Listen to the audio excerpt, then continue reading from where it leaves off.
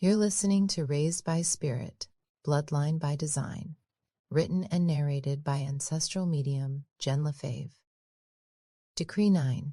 Remembrance is the return of power. Passage 9. The flame awakened. The weeks and months that followed didn't rush or blur together. They unfolded with a quiet and deliberate certainty, the kind that arrives only after a soul has been rearranged from the inside out. It felt as though the world itself had widened to make room for what now lived within her. Everything she had walked through, the nights of shadow, the fire that rose to meet her, and the revelations that reshaped her, settled into her being. And still life continued in its familiar rhythms. School mornings came and went. Errands filled the afternoons. Dinner simmered on the stove. The soft clatter of dishes echoed through the kitchen.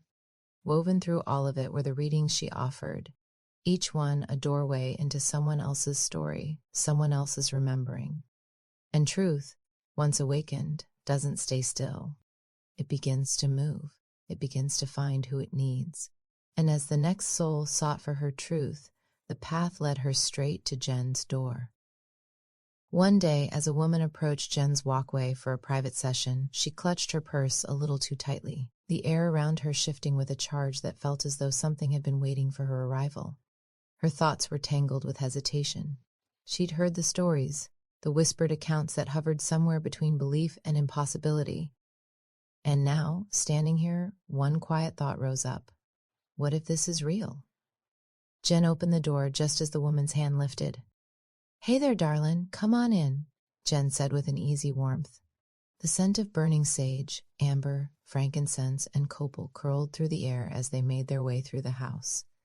Jenn moved with practiced ease, guiding her into the kitchen like she'd done this a million times, and perhaps, in some way, she had.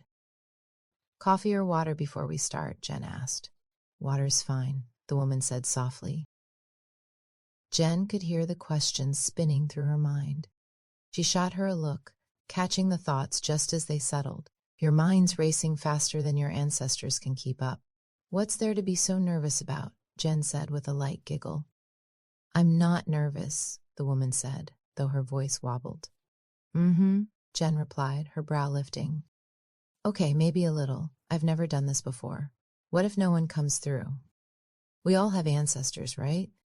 They always show up, and they're only going to tell you what's helpful, what's guiding. Nothing more, nothing less," Jenn said, her tone softening. She sat down at the table and took a slow sip of her coffee before continuing. "Besides, they guide us every day, whether we notice it or not. And this connection," Jenn continued, "isn't rare. It's in all of us."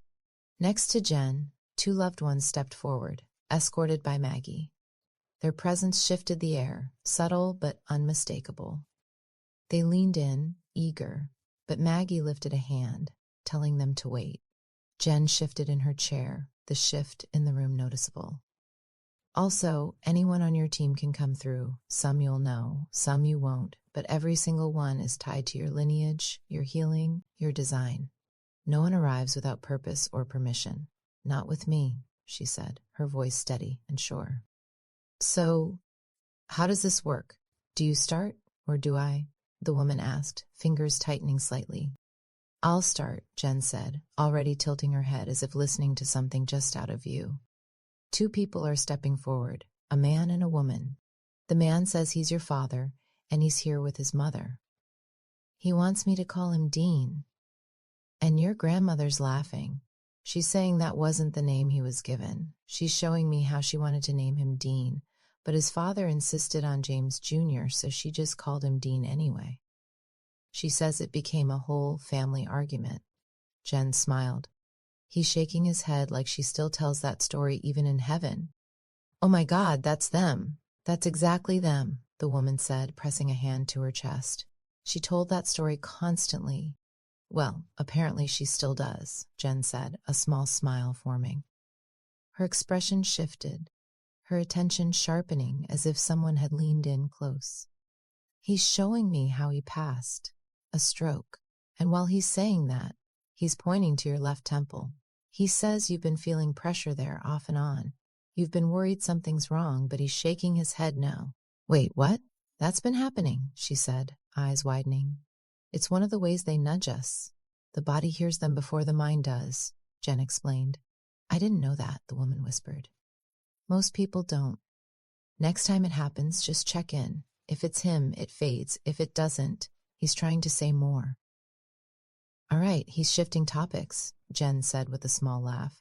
Now he wants to talk about your love life. Oh God, good luck, the woman said, burying her face in her hands.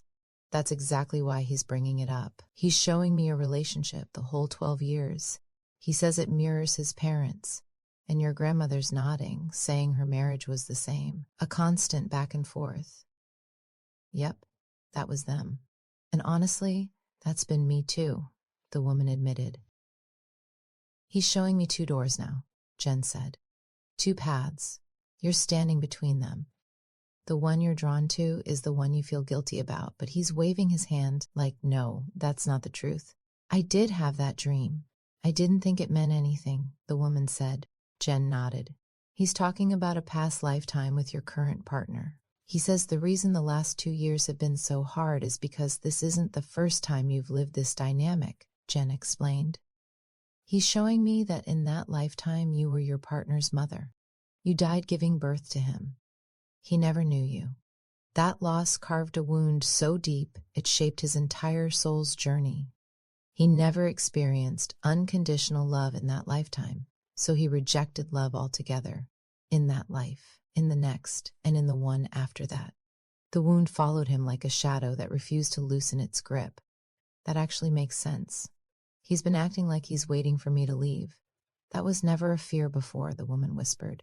And the arguments, the woman continued. They've gotten worse. He says he tried to heal that wound in other lifetimes, but the bond between your souls is so strong that it couldn't fully mend without you. Jenn explained. You were the only one who could help him complete it. So in this life, the 2 of you planned something different, she continued. You agreed you'd be the first person to show him what unconditional love felt like as a partner. Not the idea of it, the embodiment of it. The last 12 years weren't wasted. They were healing. Every high and low was part of that repair, she said. I've wondered if I stayed too long, the woman admitted. He said no. You built something that lets both of you move forward now. There's more ahead than the relationship. There's purpose. There's work. There's evolution. Jenn's attention shifted again. He's showing me the 2 doors again. The first door is your current partner. But the glowing door, that's this John guy you've met recently. John? The woman asked, startled. Yes, ma'am, that's what he said. He says that door glows because it's tied to your soul's growth. How does he know about John? The woman asked. No one knows about John. Your father's not subtle, Jenn said with a soft laugh. Okay, fair. I just didn't expect him to be the one exposing my love life, the woman said, shaking her head. He says if you're going to ask for guidance, he's going to give it, Jenn replied, her smile widening. He says John was the one you were with in that past lifetime. The father. Your partner now was the child you died giving birth to. That's why the dynamic between the 3 of you feels impossible to untangle. But it's not a choice between 2 men. You're completing a soul contract and returning to your original partner, Jenn said. John is the soul you loved then. The one who felt like home then and feels like home now. The one your soul reaches for before you even realize it. That is exactly what it feels like. Like I already know him, she said, pressing her hand to her chest. He says that's why the glowing door feels like peace, like ease. It's not temptation, it's remembrance, Jenn explained. That's the word. Remembrance, the woman whispered. You think you have to sacrifice one for the other, but that's not what's happening. There's restoration for everyone. Good, because I care about them both. Just differently, the woman said softly. The thing is, the love between the 3 of you is real. Souls do not label love the way we do. But he's saying John's not karmic. He's destined. There's a difference, Jenn said. I've never heard anyone say it like that, but that feels true. Deeply true, the woman said, her eyes filling. Your father says he's proud of how far you've come. He says you're not lost. You're evolving. That resonates, the woman whispered. He says the doors will open on their own as you keep choosing what feels like peace. That helps. More than I expected, the woman said. Jenn rose from the table with a warm smile. That's what they're here for. They're not trying to confuse you. They're guiding you, Jenn said as she walked her to the door. The room settled behind them, the air thick with presence. You're guided. More than you think, she said quietly. I believe that. I'm listening now, the woman replied. Truth has a way of rearranging life in ways that are both subtle and unmistakable. Sometimes it softens what is ready to be seen, and sometimes it stirs what has been waiting in the dark. On this evening, it did both. Though it did not rise loudly, it moved in the shadows, instinctively arriving to greet what awakened it. Jenn called her mother that evening, asking if she wanted to come watch the boys while she ran to the store, and to stay for dinner afterward. Her mother agreed, sounding eager. She moved through the house with quiet purpose, gathering her list and her keys before pouring a fresh cup of coffee for the drive. When her mother arrived, she stepped inside with a brightness that felt a little too bright, the kind that tries just a bit too hard to pass as natural. Hey, boys, she called out as she walked into the kitchen, setting her purse on the counter. Jenn smiled. Hey, the boys are in the living room. I'll be quick, and then I'll make dinner when I get back, Jenn said. Take your time, her mother replied. It was a simple sentence, but something in the tone pressed against a place inside Jenn that had been quiet for quite some time. When she returned home, she cooked dinner while her mother stayed with the boys, keeping her distance without making it obvious. Dinner passed without incident, at least on the surface. Her mother kept her attention on the boys, asking about school and laughing at their stories. She made polite conversation with Rich, the kind that sounds friendly but lands hollow. And through it all, she didn't say a single word to Jenn. After dinner, the plates were cleared, chairs pushed back, footsteps faded into the other room. Jenn rinsed the last dish while her mother sat at the table, watching her with a kind of stillness that wasn't passive at all. It was assessment disguised as calm, a quiet inventory, a measuring. Maggie's voice rose behind her, threading through the shadows of her mother's thoughts. Anchor yourself, Maggie whispered. Jenn reached for the mugs, the weight of them grounding her as she poured 2 cups of coffee, strong and steady. She set one in front of her mother without a word, then grabbed her cigarettes and moved toward the porch. Her mother rose a beat later, matching her pace with a familiarity that felt practiced. Stepping outside, the night was still. But beyond that stillness, thoughts pulsed in her mother's mind. Jenn heard her thoughts, the shadows that spoke. She thinks she's holier than thou. She thinks she's above God. Her mother exhaled dramatically, cigarette smoke curling into the night like a signal of what was coming. I don't understand what you're doing anymore, her mother said, voice tight. What don't you understand? Jenn asked. People are starting to talk about you. They say you twist faith into something unholy, something unnatural. The words landed, but Maggie caught the deeper strike before Jenn could. Don't take the bait, Maggie whispered. In all these years, you've never asked me what I do, Jenn said. Not once. You assume, but you don't ask. I don't need to ask when the truth's so plain. You're leading them away from God, away from the Bible. If that is your way of questioning what I do, then listen, Jenn said. I don't lead people astray. I help them see what's always been inside them, their own voice, their own connection to something greater than themselves. You speak of God, and I remind them they don't have to search far to find him. I don't tell them what to believe. I just show them how to see the truth. Her mother's mouth curled, spoken like someone who speaks the devil's language, she said, her voice cutting. That's not what this is, and you know it, Jenn replied. Her mother's expression shifted, something bitter surfacing, almost triumphant. Oh, but it is. You profit off their confusion and call it calling. You walk around with the devil's money in your hands and act like God himself handed it to you. That's not faith. That's delusion, she said, her voice sharpening with each word. Let her finish, Maggie whispered. They follow you. They trust you. And trust turns to devotion before you even realize you've taken his place, she said, leaning forward as if delivering a verdict. If that ever were the case, I'd remind them the answers have always been within them, that their connection to God is theirs alone. I don't ask to be followed. I help people to look within. But people have forgotten how to do that, and so I help them remember, Jenn said, her voice steady and sure. Her mother looked straight at her, eyes cold and empty. You think you can manipulate people into believing you're their savior. That's what con artists do. That's what deceivers do. That's what you do, her voice rising with conviction. Jenn inhaled slowly. I don't need to manipulate anyone. The world's done enough of that already. Besides, why would I ever do such a thing? Do you honestly believe my integrity's that non-existent? Do you not know your own flesh and blood? Jenn's voice dropped, steady and absolute. And at that, you forget who my father is. Her mother scoffed, as though Jenn's very existence scraped against something raw. You can dress it all up in pretty words, but you're lost. And one day you'll answer for it, and I'll rejoice the day that happens, she said. Jenn exhaled. It's no different than striving to be a missionary, the one you once aspired to be, Jenn said. Her mother's expression hardened, contempt settling deep. That's the word of God. What you do is nothing but deception, she said, her jaw tightening. Maggie's voice rose, clear and absolute. Now, Maggie commanded. Well, if I can't tell truth from lies, let me remind you of 3 things that may help define them. 1.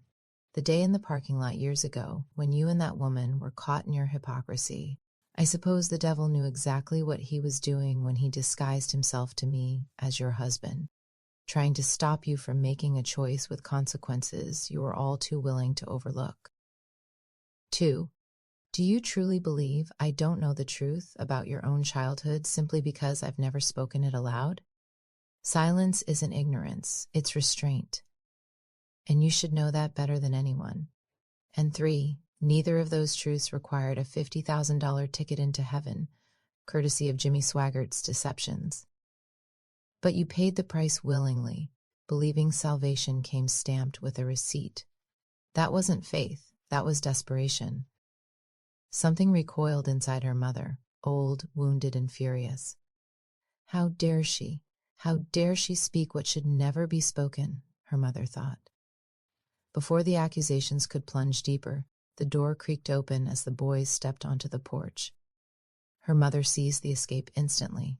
She straightened, adjusting her coat, forcing warmth into her tone. I should go, she said.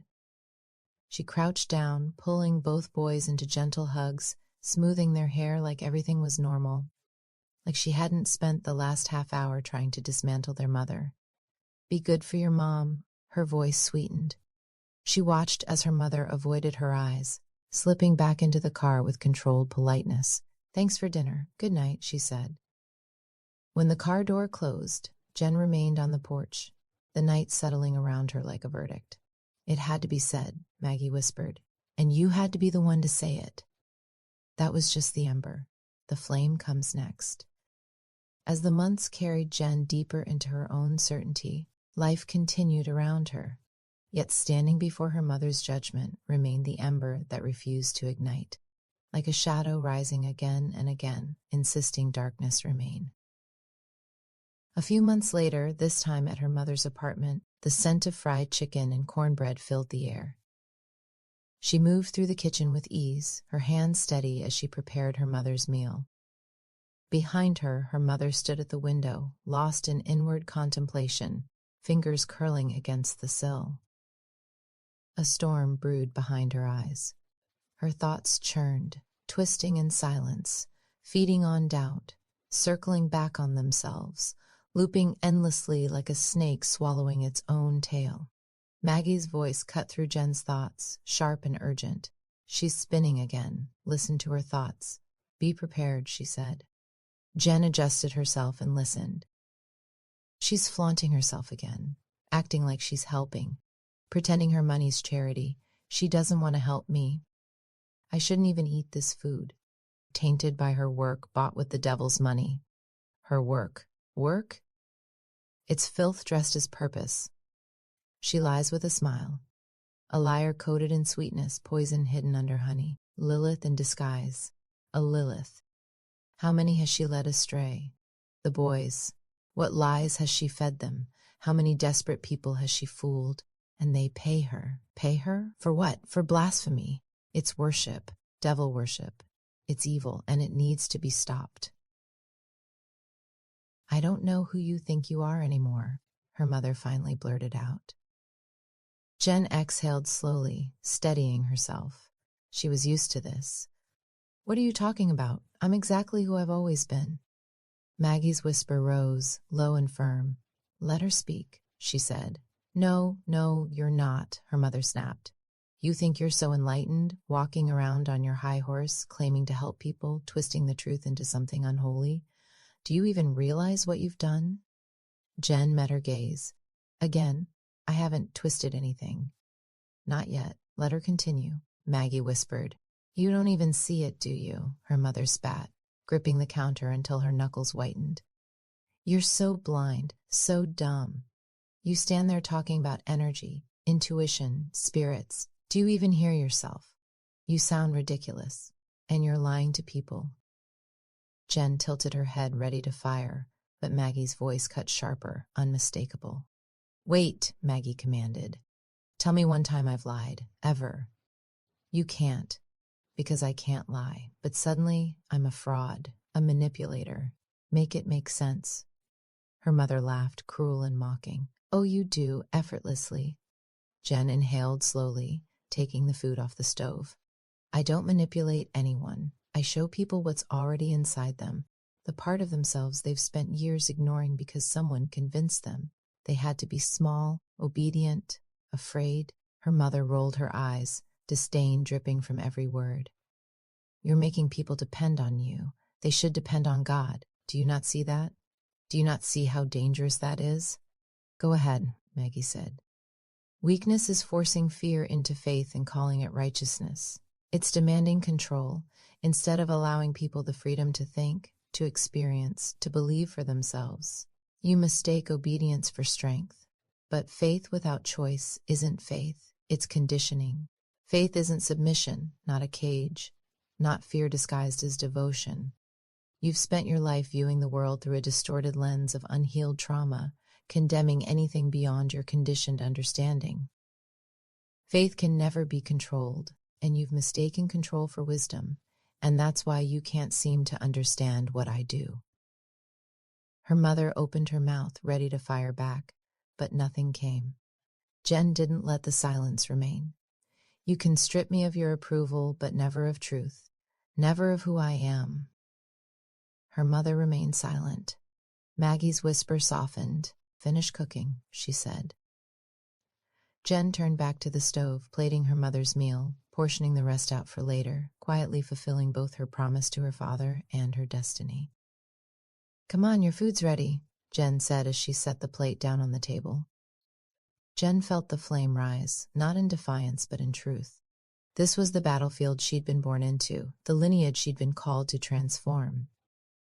And as she stepped back from the counter, Maggie's voice settled into the air like a vow. The fire you carry was never meant to be measured by the smallness of fear, Maggie explained. It was meant to outlast every attempt to diminish it. That's how you wield the flame.